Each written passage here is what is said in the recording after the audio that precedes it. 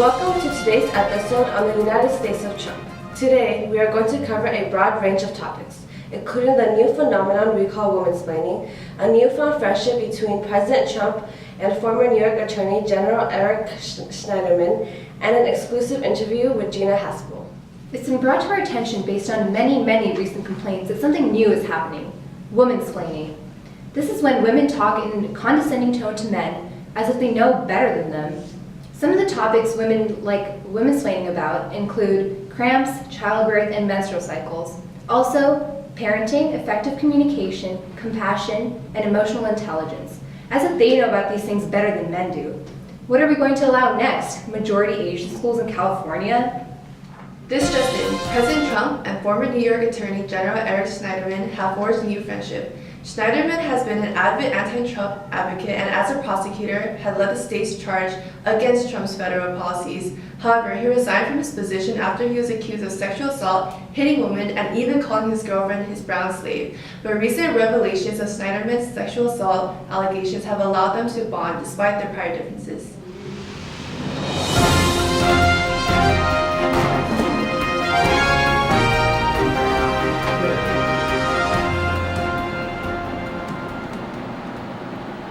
Donald! Eric! So nice to see you. So nice to see you. How are you? I'm good. How are you? Great. I'm sorry to hear about all the women accusing you of sexual assault. It's ridiculous. Huge problem. Huge problem. Well, I'm glad that we're going to allow this occurrence to bring us closer together. I understand your troubles. I know what women want. But after I do it, they say they didn't want it. I totally understand that. I had my girlfriend call me master, and I called her brown slave. And now she's telling everyone, and she's taking it completely out of context, and it's making me look so bad. I know we've had our differences in the past, and that you've tried to discredit me many times. But I'm glad that we can now be friends. Let's go golf sometime.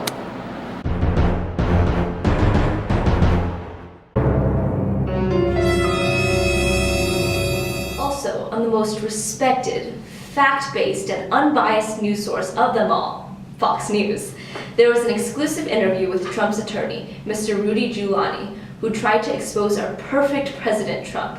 He suggested that Trump was involved in the Stormy Daniels scandal and that he tried to pay her off.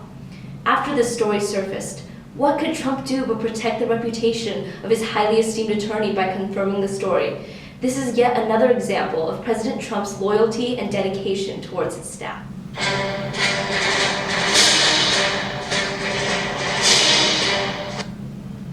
North and South Korea have decided to end the Korean War as well as denuclearize the Korean Peninsula, which is unheard of.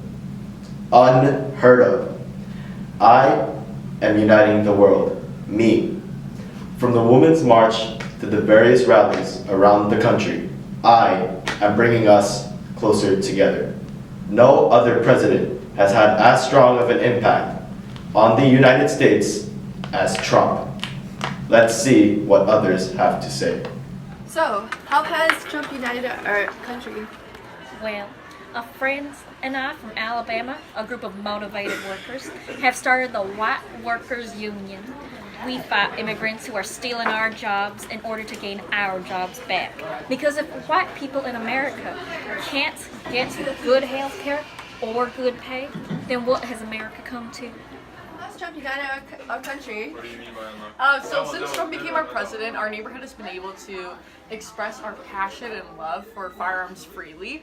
And recently we just started the Guns and Picnic Club, where every Sunday we meet for brunch and we just discuss about our love for guns, and also we have a free gun cleaning session. It's been really great so far, and we've only had one accident. Imagine sending your child to colleges and universities where nearly 2/3 of faculty identify as liberal or far left. We are concerned about the protection of free speech on college campuses, and during the last couple years, it has been far from reassuring. There have been many protests that have erupted across the country, occurring in schools such as Yale University. Everyone knows about the prestigious American private Ivy League research university in New Haven, Connecticut, Yale University. I am sure all of you guys have heard about the breaking news at Yale University, where a black graduate student who fell asleep on her dorm's common room said she had a disturbing awakening this week when a white student flipped on the lights, told her she had no right to sleep there, and called the campus police. The police showed up immediately and asked the student for her identification. Although this is a dream university that every child dreams of attending, imagine finding an African-American Yale student sleeping randomly in the common room. Tragic. Luckily, a white student caught the perpetrator in action. Phew, what would we do without her? Now we have an exclusive interview with Sarah Bosch. Hi. Hi. So I hear that you are the student that found the African-American woman, Miss Sayambola, sleeping in the common room. What happened? Oh my god. Oh my god. So I was coming back to my common room from a long day, right, of a cappella practices and debates with the Republican Union, and I just saw this African American girl just sleeping right there in the common room. Naturally, I was disgusted, you know. How was I supposed to know if she was a criminal or a student? Or both? Exactly what I was thinking. So the only proper thing for me to do was to call the Yale police to ensure the safety of all Yale students, which was threatened by this African-American woman trespassing, you know? Also, it was just not right for me to let this African-American woman sleep in my country. I mean, my common room. It was the right thing to do as a Yale student. And what were your thoughts and feelings as all this happened? You must have been terrified. Exactly. I was horrified and startled before the police came. Miss Sayambola should have gone sayonara. I agree. And some people have been saying you must have known she was a student because she had to have an ID card to get into the common room.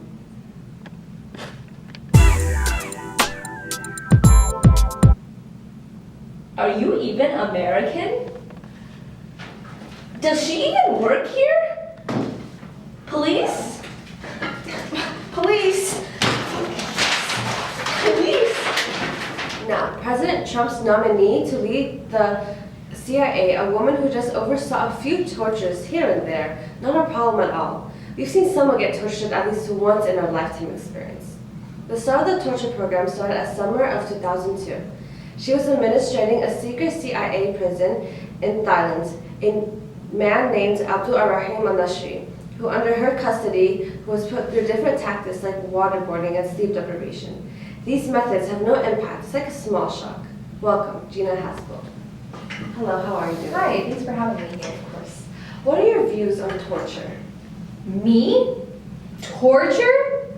I could never. Torture is completely immoral. And I will make sure that under my leadership, the torture program will never restart. And I know Trump may believe and may support the torture program, but I believe that it's completely immoral. And I value human dignity way too much to restart such a program. Torture is cruel and unusual punishment. But have you ever overseen torture? Yes, I did. Hi, how are you guys? Good. So, can I ask you guys a question about Trump? Yes, we love Trump. So, how has Trump empowered you guys? Well, Trump empowered me to begin a new club at my school called the Pro-Choice Club. Now, I know what you're thinking. Is she a dirty liberal?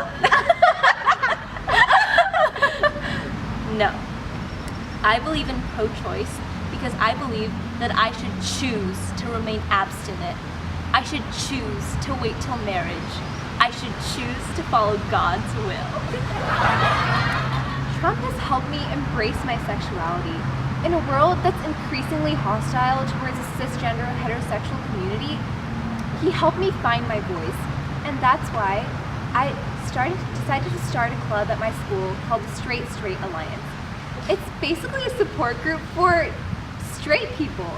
I honestly have never felt more supported at my school, and it makes me really happy to be doing all these things because of